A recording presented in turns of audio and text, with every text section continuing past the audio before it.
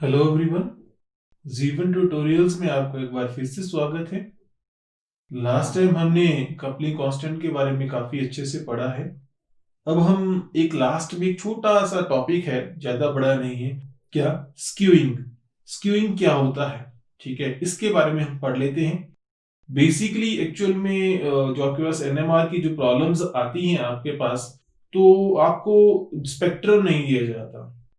लेकिन समटाइम्स अगर आपके पास स्पेक्ट्रम दिया हो, तब आपके पास जो क्वेश्चन है वो कैसे सॉल्व करना है वो भी हमें सीखना है। और ये मोस्टली आपके पास रिसर्च में ज्यादा किया जाता है। तो अगर आपके पास कभी आप रिसर्च में आपको थोड़ा काम करने के लिए मिले एनएमआर में, ठीक है, तो आप इसको यूटिलाइज कर सकते हैं किसकी? कंपाउंड की स्ट्रक्चर फाइंड आउट करने में। तो होता क्या है कि अगर मैं स्क्यूइंग की बात करता हूं, this is also called as leaning, या स्क्यूइंग मतलब मल्टीप्लेट स्क्यूइंग की बात करने वाला हूं मैं आपके पास, ठीक है, या लीनिंग की बात करने वाला हूं आपसे। तो अगर मल्टीप्लेट स्क्यूइंग की मैं बात करूं तो देखिए, आपके पास मैं क्या करता हूं, आपके पास यहाँ पे दो, आपके पास यहाँ पे मल्टीप्लेट्स बनाता हूं। एक मल्टीप्लेट है जहां पे देखिए ट्रिपलेट, और दूसरा मल्टीप्लेट बना दिया मैंने यहाँ पे क्या? डबलेट। अब आपके पास जो मल्टीप्लेट जो बनाए हैं मैंने, एक आपके पास बनाया है मैंने आपके पास कौन सा? ट्रिपलेट, और दूसरा बनाया है डबलेट। अब आपके पास इन तीनों पीक्स को मैंने क्या किया? रिप्रेजेंट कर दिया, लिख दिया, नेम कर दिया। जबकि आपके पास जो ट्रिपलेट था उसमें जो नंबर 1 पीक लिख दिया, नंबर 2 और नंबर 3 लिख दिया। और जो सेकंड आपके पास जो डबलेट है उसमें भी सेम मैंने वैसे ही किया। क्या कि अब आपके पास यहाँ पे क्या है कि जो फर्स्ट पीक है उसको 1 लिख दिया, एंड सेकंड पीक को क्या लिख दिया? 2 लिख दिया, ठीक है। अब आपके पास कई बार हमें बहुत सारी चीजें जो है वो नहीं होती है हमारे पास, ठीक है। कि अब हमें फाइंड आउट करना है कि कौन से प्रोटॉन्स हैं, किसके क्लोजर हैं, किसके नेबर हैं, कौन से प्रोटॉन किससे कपल कर रहे हैं। तो समटाइम्स जो डेटा होता है वो हमारे पास सारी चीजें, मतलब आंसर निकालने में हमें हेल्पफुल नहीं रहता। इन दैट केस अगर आपके पास ऐसा हो जाए तो हमें क्या करना चाहिए? तो हमें ये छोटा सा आपने ध्यान रखना है कि हमने क्या करना है, हमने देखनी है पीक्स। ये जो आपके पास मल्टीप्लेट है इनकी पीक्स, बेसिकली जो आपके पास जो मल्टीप्लेट्स होती हैं इनकी जो पीक्स होती हैं, इनकी एक टेंडेंसी रहती है, क्या? नॉन इक्विवेलेंट फॉर्म में रहती हैं।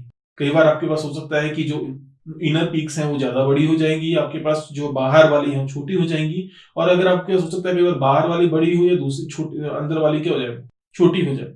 देखिए आपके पास अगर मैं बात करूं यहाँ पे जो मैं आपके पास एक मल्टीप्लेट्स बताए हैं, इसमें आपके पास फर्स्ट जो पीक है वो बहुत छोटी रही, थोड़ी छोटी रह गई है, लेकिन थर्ड पीक थोड़ी बड़ी हो गई है। सेम आपके पास जो दूसरा, अगर आपके पास जो डबलेट बनाया मैंने उसमें भी आपके पास सेम है। क्या कि जो आपके पास जो फर्स्ट पीक है वो थोड़ी बड़ी रह गई है, और आपके पास जो छोटी पीक है वो क्या है? थोड़ी छोटी रह गई है। अब आपके पास कभी भी ऐसा हो तो आपको लीनिंग फॉर्म में एक एरोज बनाने हैं। मतलब आपको क्या करना है, जो आपके पास फर्स्ट जो आपके पास पीक है उससे आपके पास जो लार्जेस्ट पीक है उसकी तरफ एक एरो ड्रॉ करना है। और सेम आपके पास जो दूसरा आपके पास जो पीक्स दी गई हैं उसमें भी आपके पास सेम ही करेंगे हम। क्या? दो एक एरो वैसे ही ड्रॉ करेंगे, ठीक है। जब आपके पास इस तरीके से जब हम एरोज ड्रॉ करते हैं तो जब ये एक दूसरे की तरफ अगर लीन करते हैं तो हम समझ जाएंगे कि वहां पे जो ये पीक्स बनी वो किसकी वजह से बनी? कपलिंग ऑफ नेबरिंग प्रोटोन की वजह से बनी। या ये दोनों जो प्रोटॉन्स जिनकी पीक्स एक दूसरे को क्या कर रही हैं? तोड़ रही हैं, वो एक दूसरे के क्या है? अभी नेबर्स हैं। अभी मैंने जे वैल्यू नहीं किया, डायरेक्टली मैंने क्या पीक्स की स्ट्रक्चर से ही ये फाइंड आउट किया कि आपके पास ये जो दोनों हैं वो एक दूसरे के क्या है? नेबर्स हैं। तो इस तरीके से भी आप क्या कर सकते हैं?